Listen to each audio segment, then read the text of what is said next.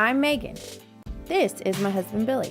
We met on eHarmony. These are our children, Michael and Lydia. And these are my siblings, Jacob and Zoe. We aren't your typical family, but together we have lots of fun.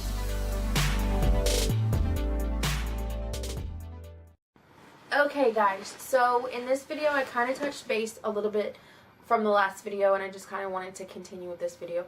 This video is about healing after a severe loss, and I've talked about this before, healing during the holidays, just different things. And so I kind of wanted to kind of touch base. So my best friend died. My best friend died.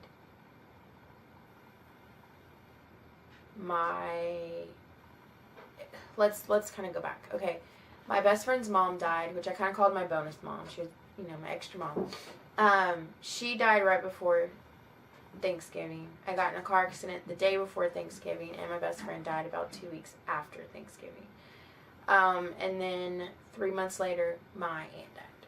This was, I have to say, by far the hardest time of my life.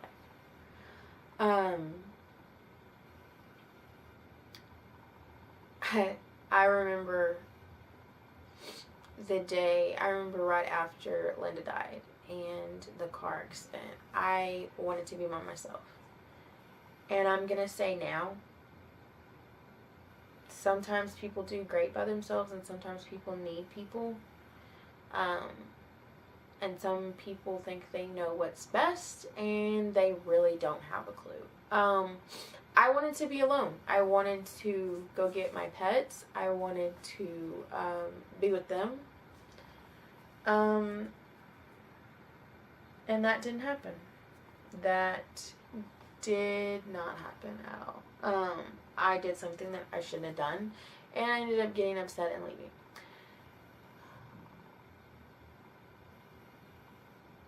You have to know when to say no, and you have to know that saying no is absolutely okay. I will admit, after the funerals, after the loss, especially the first, right before Christmas and right after Christmas, was hard. I think I managed to keep going, and I kind of feel like that was thanks to Dr. Pepper, and just, I was probably living in I don't know, I was living in a world, like, I don't know how I didn't have that. I didn't have sleep. I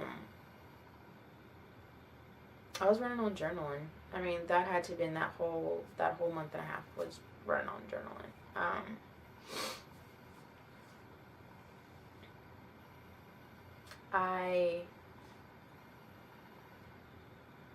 Right after that, I got the hives. We still today do not know what caused the hives. But my body crashed after that. And emotionally, mentally, physically, I was exhausted. And I was in so much pain. And I felt like nobody understood. Nobody got me. I feel like nobody understood my relationship with my best friend, so therefore they weren't going to really understand how much pain I was in. At the same time, I feel like my parents did what they thought was best, which was getting me into counseling. I definitely needed to get into counseling. I had stopped right before that, just helping my best friend and everything. I remember my parents being so angry, and I just really didn't care.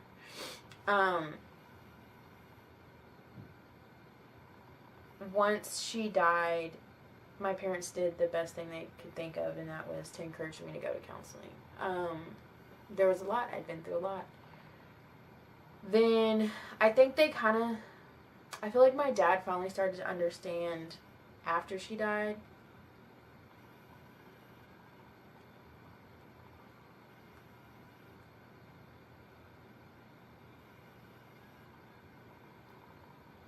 I feel like my dad finally started to understand after my best friend died, just how hard and painful that was.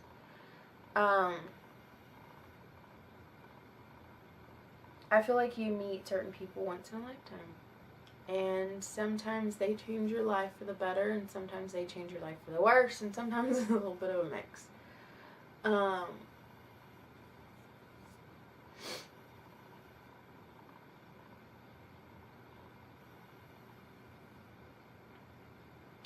Anyway, after losing them, I went into counseling. I needed counseling.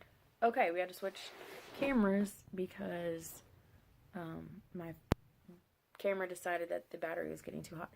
But today I wanted to talk, I'll just kind of continue. So I was in a really bad place when I lost them, and my body just crashed, and I needed to go to counseling. And so when I went into counseling, I remember the first couple weeks of me just crying and crying and crying. And then I finally got to a place where I could see the good in the day again. I could find something to laugh about. And I would say basically what I did was I started from step one. And for me, I would write down the simplest things that were a blessing that day. And I had this notebook. And I was reading in Isaiah at the time. And I had this notebook. And I would write down like 10 great things. Whether it was from the Bible story I read, whether it was like in the day. And some days it was super, like the sun came up and I was alive. And other days were like, you know, I had a dream of Michelle and it made me happy. And I just kind of went from there. It didn't have to be perfect. It didn't have to be the best. But it was life. And the first thing I remember that was like, okay, let's back up. Oh my gosh, this thing is driving me crazy. Okay, let's back up a little bit. First thing that I learned that was the best advice ever was learn to say no. And it is okay to say no. So because of their death happened like Thanksgiving and then Christmas and then you have New Year's and Valentine's Day and all these other holidays, it's okay to say no. And that was something I didn't necessarily know that I had the right to do. But I definitely empower people with that. You have the right to say no. That was the first valuable thing that I learned. The second thing was I just started writing down the simple things that was good in the day. And before I knew it, that list got better and better and better. And I was able to heal. I was able to slowly by slowly get through. I kind of came up with my own new traditions, and that was okay too. They said, like, you know, you might have to come up with your own traditions. That's okay. And so for her birthday, we usually celebrated my birthday and her birthday together. And that year I made brownies, and I was by myself, but I made brownies and I had them. I ate some, and I just said, you know, happy birthday. Doing that little tradition for the first couple of years really helped. The dreams still came and went.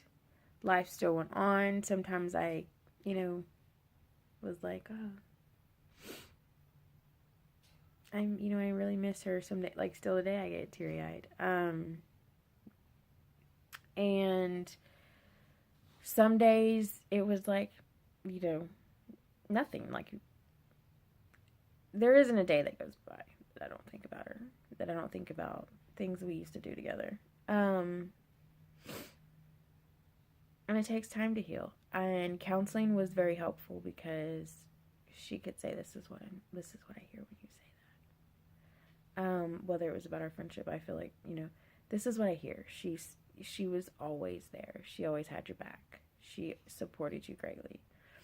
And I'd be like, yeah, you know. And so he's like, now you feel like your support system's gone. I'm like, yeah. And it's like, it's okay, you know.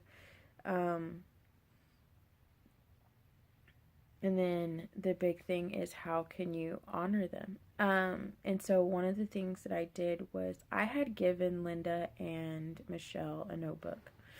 And in the notebook, I had just wrote different things to them. And after they died, I started to write letters to them. Because it helped me heal. It helped me miss them. It helped me feel like I still could talk to them. Feel like they were still there. After a few months, it stopped. But it was part of my healing. And then during holidays, especially holidays that we did a lot of stuff together,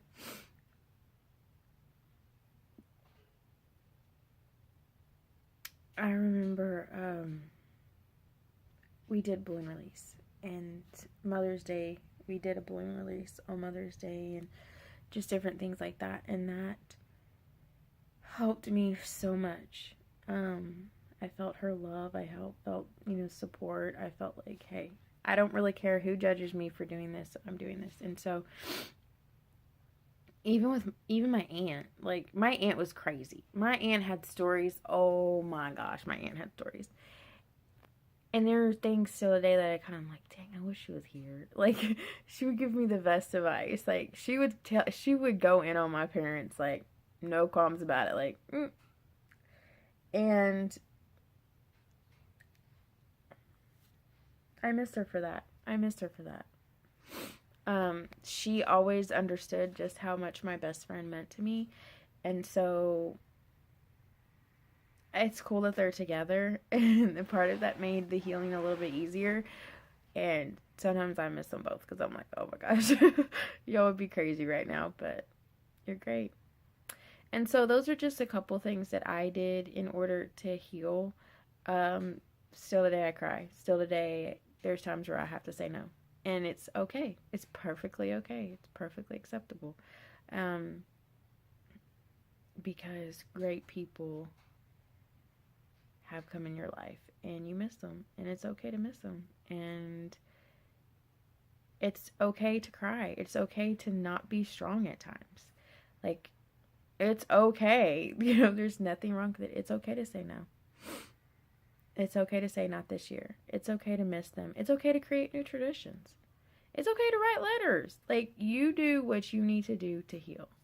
And don't ever feel like somebody's judging you. Because if they're judging you, it's because they've never walked a mile in your shoes. And one day, prayerfully they won't, but one day when they need that support, you can be there and be like, hey, you may have judged me. You may not have understood why I did it, but I needed it.